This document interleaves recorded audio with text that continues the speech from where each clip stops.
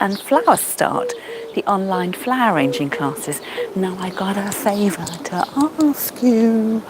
I've moved my camera slightly. Last time I moved it, the Wi-Fi connection went a little bit dodgy.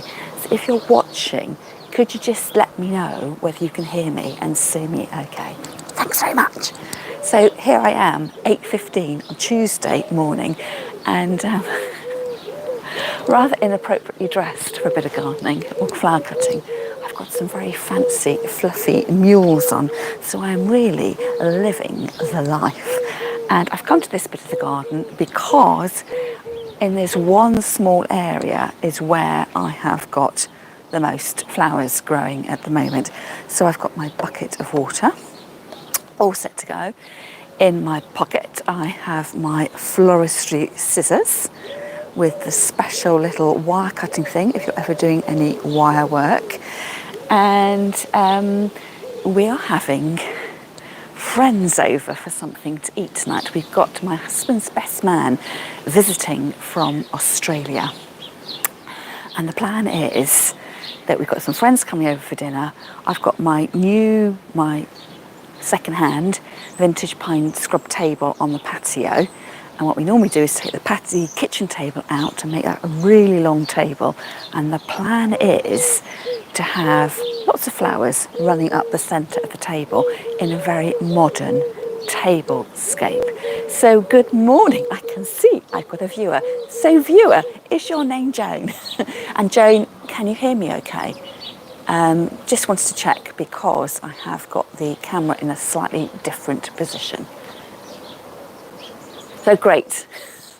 It's great, Joan. You can hear me okay. Thank you very much. And you have got a cousin visiting as well in the summer. That's lovely. So whereabouts, Joan, is your family member from?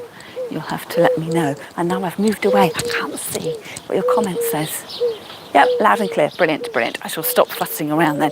So here I am in the this small section of the garden, which is where the dahlias are and the zinnias. So I'm going to cut quite heavily, which for me will mean, cutting 5 or 6 stems because I am totally under flowered. And I am absolutely desperate to go to a flower farm. I get my regular delivery of my subscription flowers from the local flower grower, but there's another flower farm locally where you can actually pick your own flowers.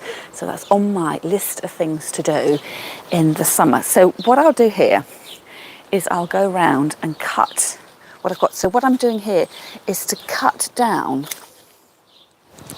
as long as I possibly can. So do you remember the first time I cut my zinnias? They were probably only from here to here high.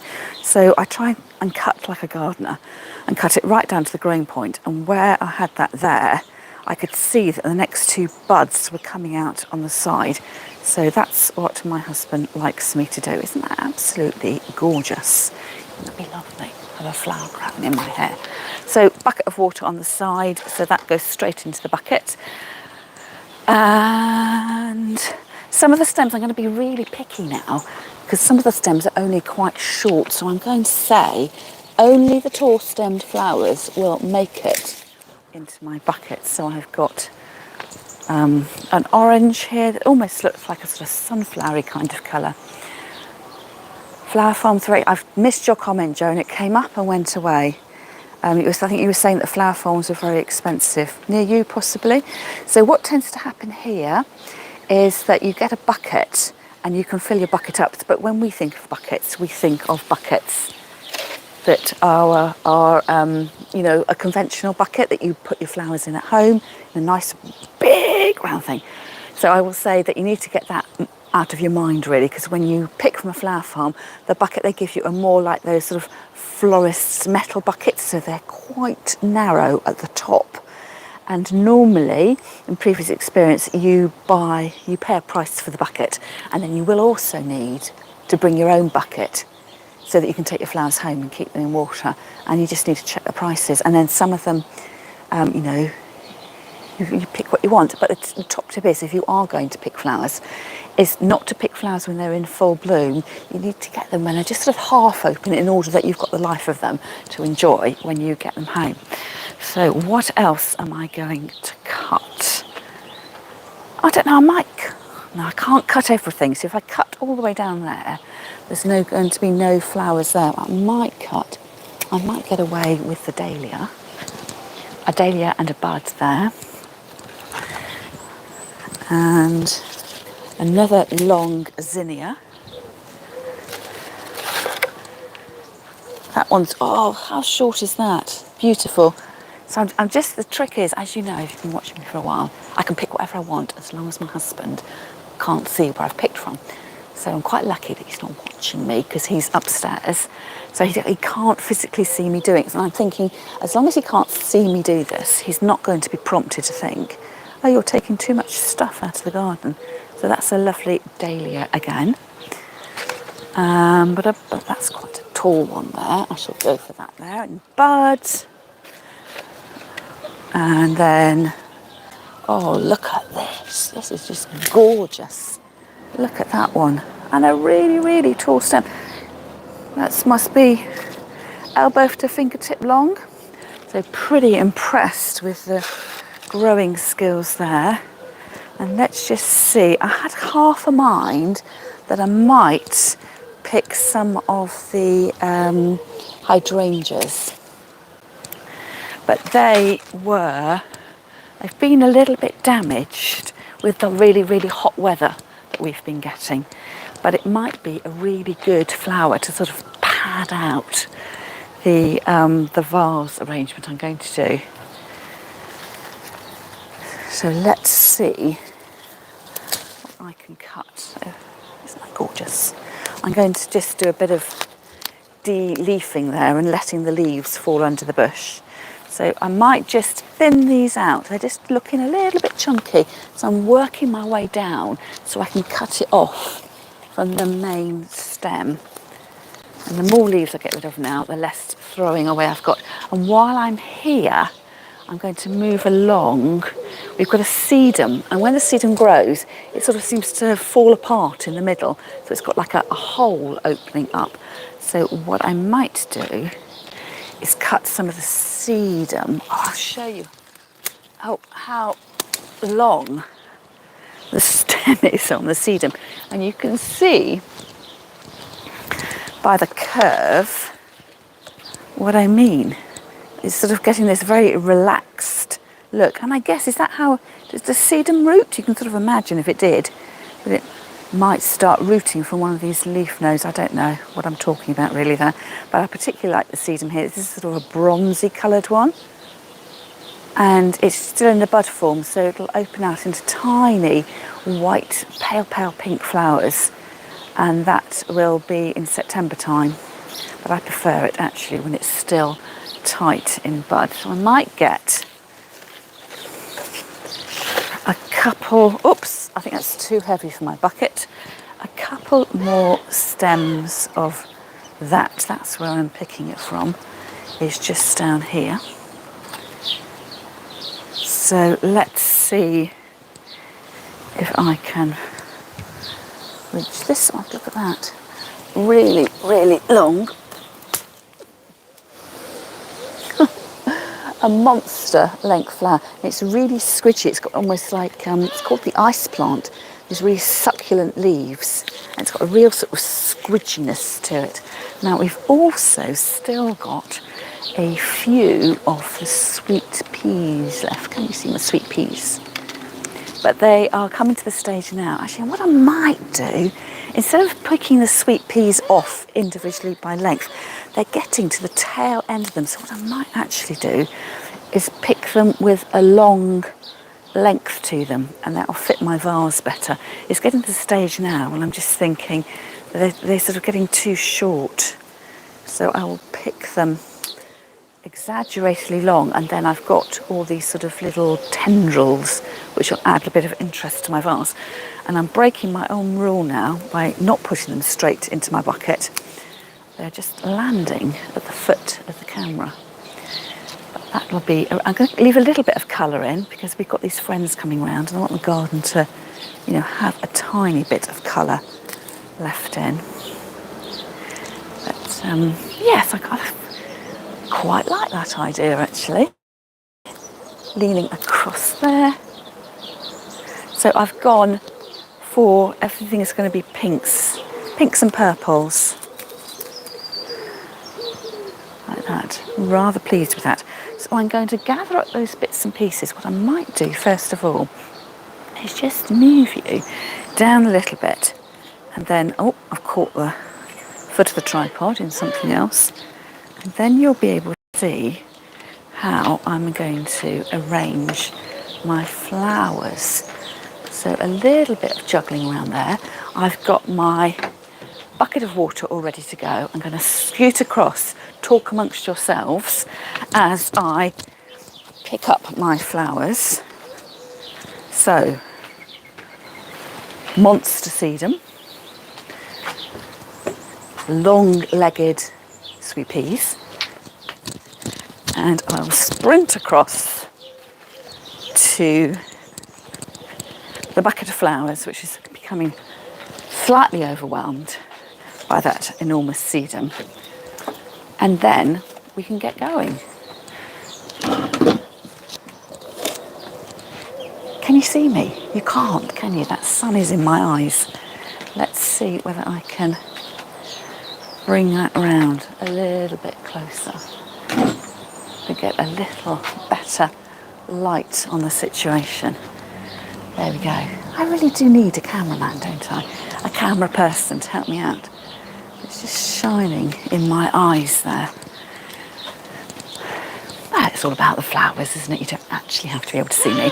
So what I've decided to do, because we're having this party, this dinner, some people around to eat, I thought I would sort of tap into that sort of catering kind of thing. And I've got here a champagne bucket, which I bought from a car boot fair last year. It cost me a couple of pounds, and I've got it with water in it. Naturally, because I've got some fresh flowers.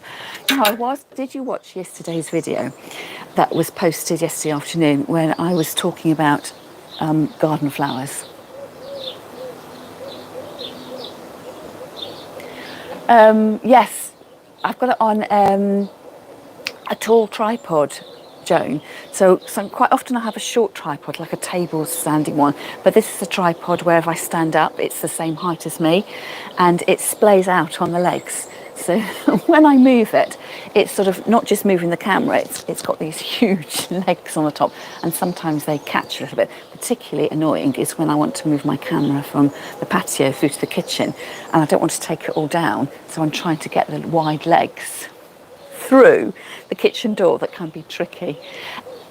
I appreciate the fact you saying that I'm organised. I do try and have a plan, but the thing is, when I move around too much, it just makes it all a little bit haphazard. But I thought that if I'm always sitting in the same place, it doesn't make a particularly interesting video for you to watch. So I thought I just wanted to try and show you what that bit of the garden was doing without getting too far out of the range of the Wi-Fi. So what I was saying was, I posted a video yesterday about flowers from the farm, and sometimes it can be quite a scary thing, buying your flowers from somewhere that isn't the supermarket or your favourite florist, and doing something new, or for me anyway, doing anything new is ever slightly scary. And I was talking about substitutes that you could make. So perhaps if you were fed up with the spray chrysanthemums you were getting from your supermarket, that might be an easy switch out. And you could use another daisy-shaped flower, so it could be a zinnia, or it could be the Rebecca that I showed in the video yesterday. And I also then showed a flower arrangement in a green ceramic jug. And that's part of the reason why I chose this container today, because I'd washed my green jug up because the flowers had died from making the video last week. And I thought, I went to go for the green jug and I thought, oh no, it would be the same green jug all the time. But I thought I would use the metal champagne bucket. And do you remember the mechanic that I used for my green vase arrangement was the balloon whisk attachment to my Kenwood Chef? And blow me down, can I find it? So I've gone to the cupboard where I keep my Kenwood Chef, and it wasn't there. And I thought, well, perhaps I didn't put it back because it's an old attachment, doesn't fit my new Kenwood Chef. So I've looked into my workshop and I couldn't immediately find it. I don't know whether actually it might be in the dishwasher. We've got the dishwasher on timed. We have solar panels, so we try and run everything in the daylight hours. So about 7 o'clock in the morning, it's time to come on, the sun's coming round, and we can run the dishwasher and any other electrics in the house without taking power from the grid, because we're taking it direct from our solar panels. And I think that must be where my whisk balloon attachment is with the wire work that goes in. So I'm going old school, you know, very traditional. Chicken wire. So this is chicken wire that's been scrunched up. It's got a few petals from a previous arrangement in. So I need to make sure I get rid of those, and taking care, because it has got scratchy edges here, to push it down inside my container. So I'm pushing it down so it's hidden. It's sort of within the throat of the vase. You know, imagine it's my chicken wire's my hair, my vase is coming up a little bit like that. So it's wedged down. I don't need to tape it down or anything like that, because the sides of the container are supporting my flowers.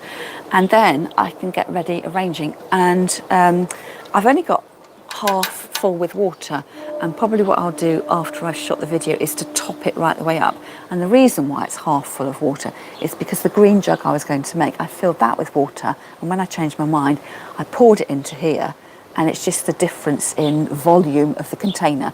The amount of water I had in my green jug was perfect, but my green jug is obviously smaller than this, and hence the water level has apparently fallen, hasn't actually fallen.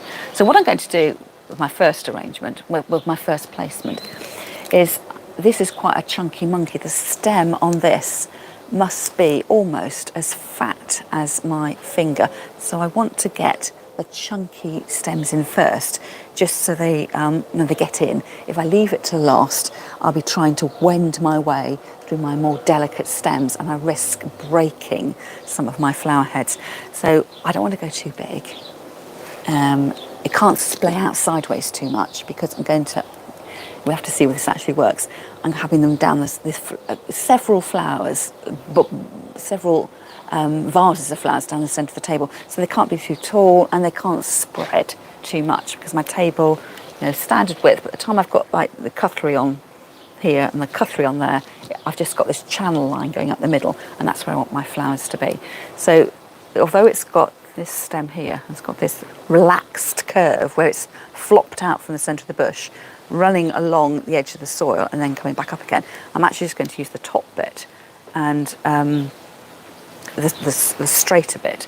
So I'll take my scissors, recut the stem, and I let that fall.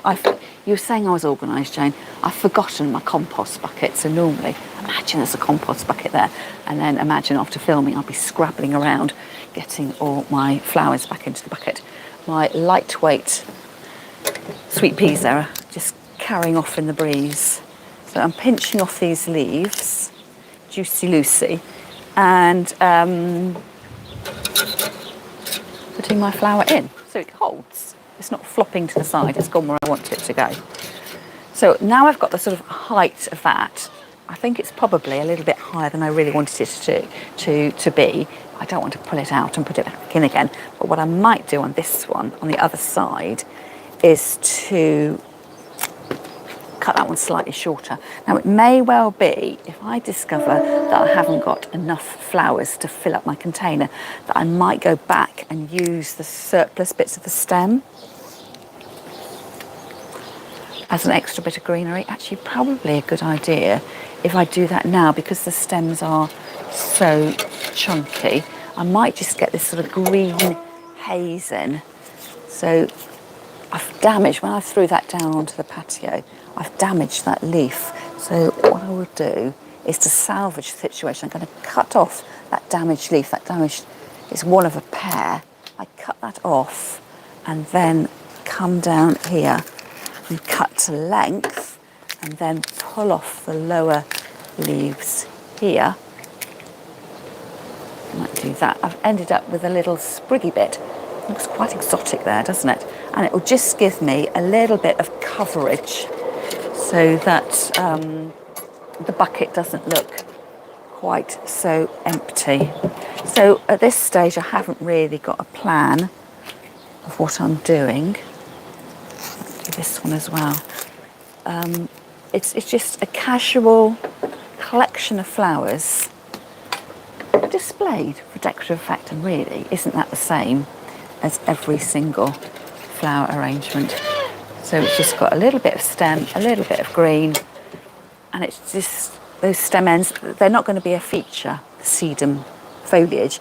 It's just there to act as a foil to the more brightly coloured, impactful flowers. So having got my big stuff in first, I will just decide which way, you're going to see it all the way around, but I just need to lock in my brain which way I'm working. So this is, you know, if I've got handles here, I need to just be thinking that I'm going to have this as my front. So wherever I put my flowers in, if I always sort of write it back to me, I'll end up with the flowers that look purposeful. Sometimes you can sort of forget where your front is, and it gets a bit sort of untamed. So I'm looking for this sort of curated, tamed look, which in actual fact will look good all the way round.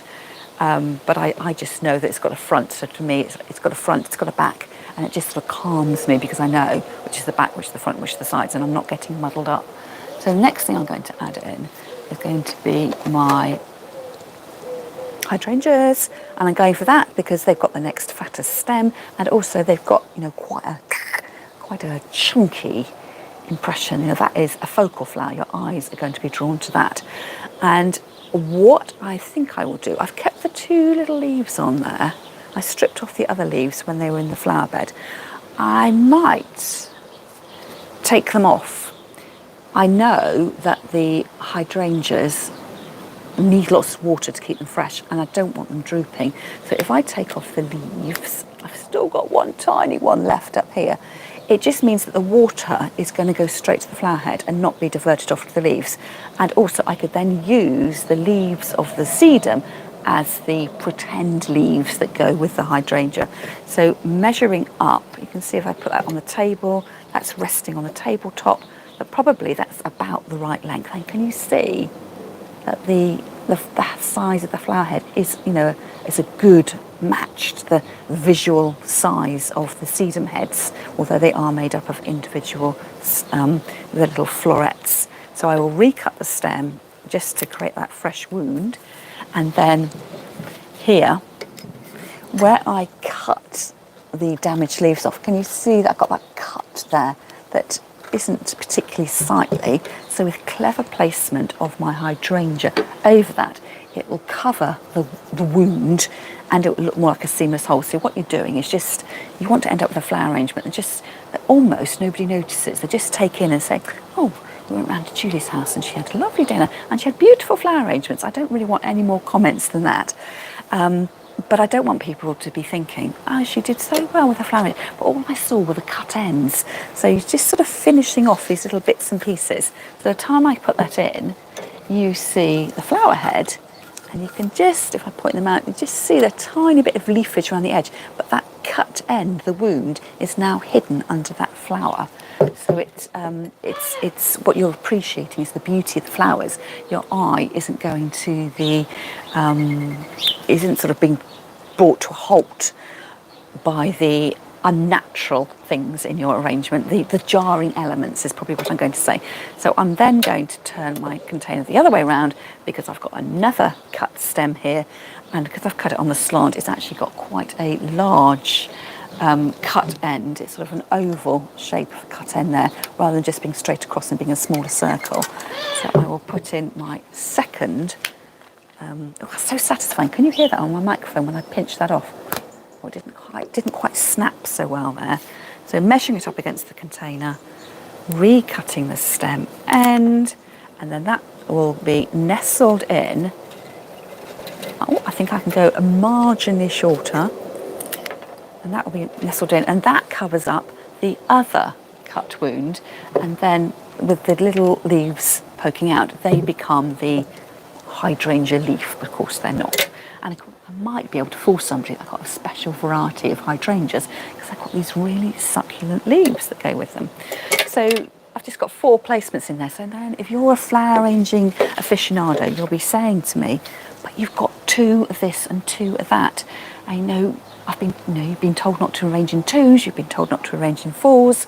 Well, you just need to break the rules. Just do what you want to do, what gives you pleasure.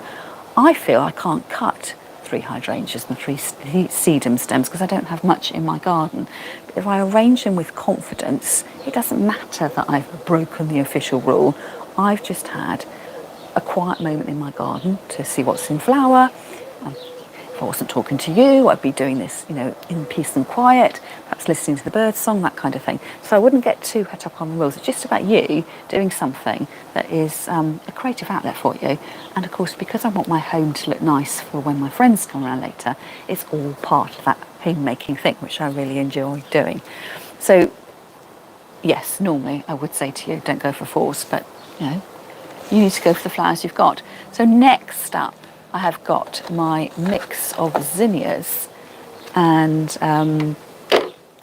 dahlias. So I've got 2 dahlias and 5 zinnias there. So if you're being really trendy, get away with arranging them on a plastic bottle and you can on your patio table, or you could just casually take them like that and put them into a slightly nicer vase. And you can see that naturally, because the stems are different lengths, they have a lovely appeal. And they look very natural and they don't look too static. And that's the thing when you're arranging your flowers in water, they will have a very free-flowing, sort of loose look to them. Loose in the sense that they're not compact and massed, not loose in the sense that they're going to fall out of your container. So I'm going to whip all those out of the bucket of water. You can see they're dripping water there. And then line those down and having a look at them. So I can see immediately that I've got, they're mainly pinks, but I've got 2 flashes of orange. I've got my orange zinnia and then my orange dahlia with the bud on it. So I'm going to go oranges first. I immediately see I need to take this leaf off because it's getting in the way. And it's a little bit higher than everything else. So what I might do is I might embrace that length. I will recut the stem though. And I might just have that hovering above everything else and see what it looks like. So I'm going to try and aim dead centre. So without the chicken wire in here, that flower wouldn't stand upright. It would want to flop off to the side. And then I've got that there. And then I might keep the bud and the bloom on the same stem and perhaps have that coming out. So what I'm aiming to do is to have the zinnia there. Now, can you see the rule that I've broken? Let me know in the comments. And I'm going to have this one a little bit lower. So, are you twitching and itching because you think I've done something wrong? This is why I don't think the rules matter really. Normally with your flower arranging, you would have your largest flower quite low, recessed down, and you'd get progressively smaller. And I've kind of done that in reverse here. I've got my largest, my middle size and my finest. So that's okay as a placement there, because it's the small bud and it's on the outer edge of the vase, and that one's fine. But this one here is very tall, and because that's on that outer edge of the arrangement, the rules would say that you need to have a bud in the, it should be a smaller flower, a bud. So really it's saying I should be recessing that flower down into the vase. Recessing it means cutting it shorter so it sits down lower. But I quite like the fact that these 2 orange elements are a contrast to my pinks and purples, and I want it to show up. And if I think it looks awful or needs improving, it's going to pinch that petal off, it's falling over. I'll have these on my patio table when I'm for the rest of the day. I can see it from my kitchen window, I can see it from my living room window, and if I do feel it's a jarring element, what I will do is cut the flower down, and it'll just be a matter of wiggling it out and cutting it down and putting it down lower. But I don't want to at the moment. This is all about me just having a little bit of a moment. I'm not professing to be making the most beautiful flower arrangement ever made. It's just me taking the opportunity to have to have a moment really, and just see how it goes. And it may well be an additional learning point that if it looks darned awful, it sort of cements for me, even though I'm teaching these points all the time, it's a reminder sometimes you just need to break the rules so you understand why the rule exists, and don't be too slavish to flower arranging rules. Appreciate them, understand them, but don't let them bind you, and don't let them put you off having a go, because the flowers are beautiful. You would have to do put quite a lot of effort in to pick beautiful flowers from your garden and then make them look awful in the arrangement. Now, as I'm putting this flower in here, I get this slight sense that I'm stabbing my way, trying to find my way through down to the water. That's because it was catching on the really chunky stem of the sedum. I'm going to cut this one just a couple of centimetres shorter because as I put it in, it was too close to the first zinnia and they were too similar in height. So I do like to separate the flowers out instead of having them close together and the same height. So again, I know that the handles are the sort of the side of the container. I can start moving that around. It almost looks like this is a potted container arrangement. If, for instance, you love making hanging baskets, it'll be the same sort of process you're going through as you plant your hanging basket up. You're thinking about your colours, your form, your texture, what goes well together, what contrasts well together. So I've got my other stem here, and I've got another working through. I can see on this side here, I've got like this gappy area on the edge. Yes, Joan, you're right. Break the rules, go with the flow, practice. Obviously, if you're entering a floristry or flower arranging competition, that's probably not always the time to break the rules. You might want to play it safe. But with some of the more modern flower arrangements, you are actively encouraged to break the rules. So, yeah, have a go. See how it works for you. So recut the stems. I'm leaving those leaves on because I'm noticing that as I put them into the vase, they are just spreading out and my chicken wire is here. So although the chicken wire isn't distracting to my eye, it's quite, I'm just getting these glimpses of the metal going through. So I don't mind there being some gaps. If you do have leaves like this, it does sort of just rest on the edge and sort of close up that sensation, but that's all personal choice. So I've actually ended up putting that in a slightly different position to where I imagined on the edge. I still need something to go in that gappy bit there. So I might go, so pinks and purples, they're all slightly different colours. So I've got 3 pinks there, and they're all really different. So what I might do here, to get this in the right place, I'm going to take those leaves off because they are being a barrier to where I want those flowers to go. I think probably it's about the right length, but again, I'll recut the stem, hold my flower like a dart, get my fingers in there, and just separate the leaves so I can see where I'm aiming, twiddle and twist down, and look, it stays exactly where I want it to go. And it, that little flower there is on its own, this little flower is on its own, and they're all making this sort of statement. And the one thing I need to think about is whether I feel that the sedum is a bit of a dead space. Joan, these colours are great, aren't they? So clashing colours. Now, I am not sure if I went to the florist shop or the farmer's market or my florist, whether I would pick the colours up in these clashing combinations. But the thing is, Mother Nature has done that in my garden for me, so that gives me the confidence as well.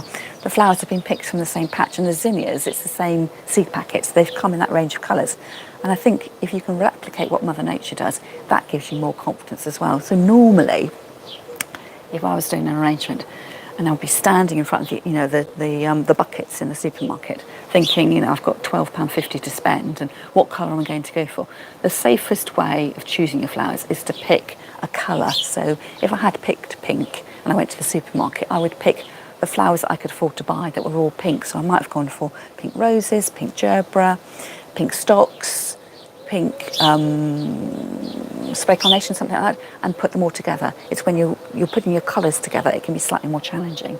But what I'm noticing here as I look across to you at the camera is that this area of the sedum is a little bit of a dead space. So you get all that nice colour, the pockets of colour here, and then it sort of and stops dead. So what I might do is place my next flower actually into the sedum. So I'm using the chicken wire as the flower support. I'm also going to use the branches of the sedum as a flower support, as a flower frog. So because I want that to slide through, I'm going to remove the leaves because I don't want them clogging up. And then I need to decide where to cut the stem. So what I'm going to do is wiggle back in my chair, let the stem drop gap between the table edge and my lap, pull the bucket towards me so I can get a really good idea of where I want that flower to be. I want it back there, and I can just eye it up and I can see I will need to cut it there, and that should be the right length. If you're nervous at all, cut long, and then you can always adjust a little bit. And I want my flowers to look quite natural, so all the time I'm angling my stem in. It's sort of like 45 degrees, as if it's radiating out from the middle. So you're saying, Joan, I've got a good choice of flowers. Or are you saying, Joan, that it's good to choose a colour? Is that there? Can you see there? It's just sitting in that and breaking up that mass a little bit. And what I might do then is turn the vase round, because I wanted to, although I'm notionally thinking it's got this front and back because of where my handles are, I want it to look all the way good, all the way around. So I'm introducing now a different flower. Oh, I'm thinking about this now. Dahlia. I've got another dahlia and another bud, but the next gap I've got is next to the orange dahlia and bud. So do I want to put, my limited dahlias, 2 dahlias next to 2 dahlias? And I think here the important thing is it's the colour for me, not the actual variety of the flower. On the whole, well, my dahlias and my zinnias are a daisy shape. So what I'm actually seeing in this arrangement is the colour contrast rather than the variety of the flower. So I am convincing myself that I don't need to worry that my dahlias are right next to each other, because it's the colour that you're going to be attracted to and not the dahlias. Oh, your comment just disappeared, Joan, before I could look up and catch it. So I can have that one there. I'm just going to be slightly careful as I place this. It's spinning round a little bit. I want it to make sure it goes in that gap. So what I've done there to get it to stay where I want it to stay, please stay, is I'm putting it in a gap of the chicken wire that's already got another flower stem in it. So the chicken wire had quite a large gauge. I've crunched it up to make the hole smaller. But if you're trying always to put one flower into one hole, sometimes the flower will move around a bit. So to get that one to stand there, it's sharing actually the same piece, the hole in the chicken wire, as that first zinnia, but it is standing where I want it to go. And then with my little bud, I'm going to bring that to the outer edge and let that fall. Now I've just got the 2 of these, and I'm ending up again, so that's on the outside edge there. I've still got, this other bit of zinnia is quite dominant as well. But, I won't draw attention to it if you don't tell on me. So it's sort of looking the same all the way round. And then I have got my long-stemmed sweet peas. And I'm going to sprinkle these around, my filler flowers. So if you were choosing your flowers in the supermarket and you picked up your roses and you'd picked up your stocks, your filler flower would be, at this time of year, the gyp, something small and a bit sparkly, a bit sprinkly to fill in the gaps. So I need to be careful here with the, not so much being careful, being aware of the bits that are tendrils that attach around the trellis, because I don't want the tendrils locking onto a flower and then pulling it out of place. So I'm going to try and cut that there. So I've got this clean, long stem here. And as I put that in, it's not going to get tangled up with anything else. And of course, the sweet peas are highly scented, be absolutely gorgeous. I'm thinking, the sun will shine, the patio will be warmed up, and then as the sun fades, the scent of the flowers will come out. And you can see there, it's just given a little bit of a waftiness. And, there's finer buds. It's a counterbalance to the visually heavier, larger placements. So I'm going to, I think these ones, I'm going to look for a gap and pull them down. So here, just very carefully with my fingers, I can brush off those tendrils. And then I'm going in, with my fingers, just lift a leaf, put it down where I want it to go. I'm going to go down there at the edge. And then I will need to make sure that I do top up, because that sweet pea stem was a little bit shorter than the others I've got. It's all right putting it there for, it looks beautiful. The train's just going past. But the stem isn't in water, of course, they're not going to survive. And that, I would say, if you ever discover that one of your stems has gone over, has died, it'll be because you forgot to top up with water, and you'll discover that the stem end is totally dry. So I'm having these just sort of wafting and floating a little bit over the top. So the solidity of the base of the arrangement is just balanced out by something that's slightly more, ephemeral and wafty and breezy at the top. So we cut those stems, wind my way down.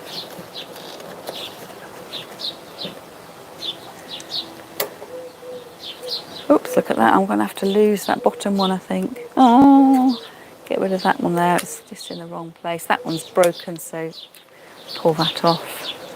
Got a little bit of a hole I can see opening up in the middle, so I'll plug that gap with my sweet pea. And as I've done that, I've just knocked the petal here. Oh, this is a very open zinnia. So I'm going to just take the petal off, just so it does look as, as pristine as it possibly can. And then, oh, look at this. My sweet peas is developing a little pod.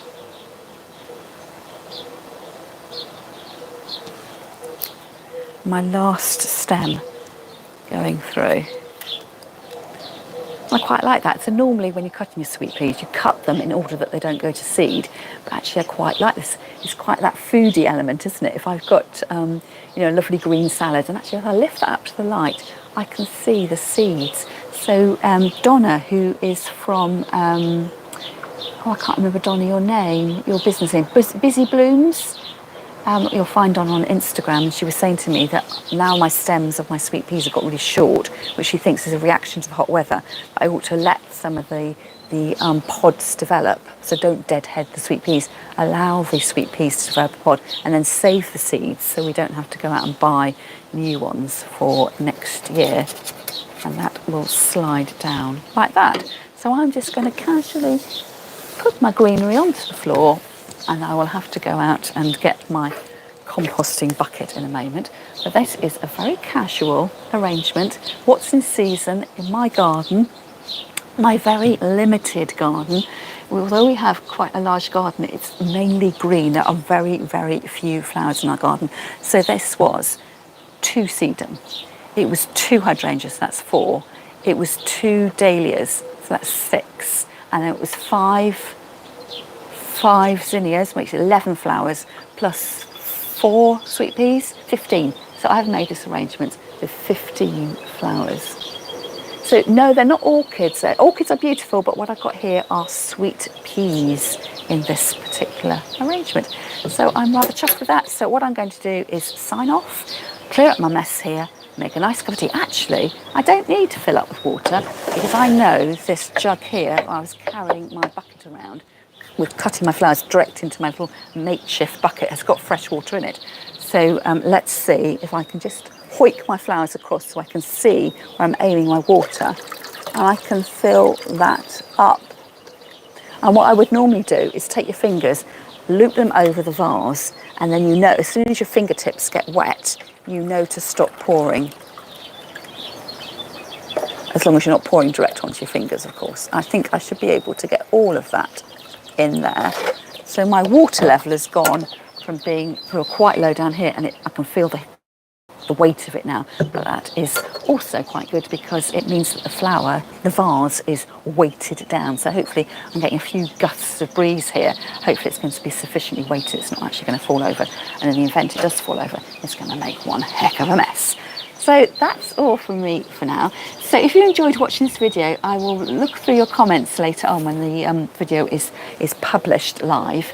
And if you're watching this on replay, thank you so much for watching through to the end. And don't forget to subscribe to my channel. And if you'd like to follow me on Instagram, you'll find me at flowerstart with an underscore at the end. And I will leave all those details and the details of my free Facebook group in the description box. But if you can't wait for them, if you search Flower Start World on Facebook, you can click join my group. So that's all for me for now, and I'll catch up with you next time. So if you do want to find out where I am Nice to meet you too. I am on my Facebook group at Friday at lunchtime, 12 noon, British summertime, and you'll find me here at 8:15 on a Tuesday morning throughout the summer months. And of course, I've got a huge playlist of videos for you to watch, so just click through my channel and you'll find loads and loads of videos for you to watch. Oh, thanks, Linda. It's so nice to speak to you live, Linda. We have chatted a lot in the comments. It's so nice to have you here. So what I'm going to do is I'll take a picture of this, and it may well become my official thumbnail of this video when I finish, but I will post a photograph of that in my free Facebook group, and then you can see what I've been up to. So that's all for me for now. I'll catch up with you on Friday, and if not then, I'll catch up with you same time, same place next week. Bye now. Oh, my Facebook page is, my main page is Julie Davis Flower Workshops, and my Facebook group is called Flower Start, or one word, Flower Start World. So you should be able to find me there. Give me a few moments while the video uploads and does its thing, or click through to one of my older videos, and if you go to the description box, you'll find all my contact details there. Thank you then. Bye.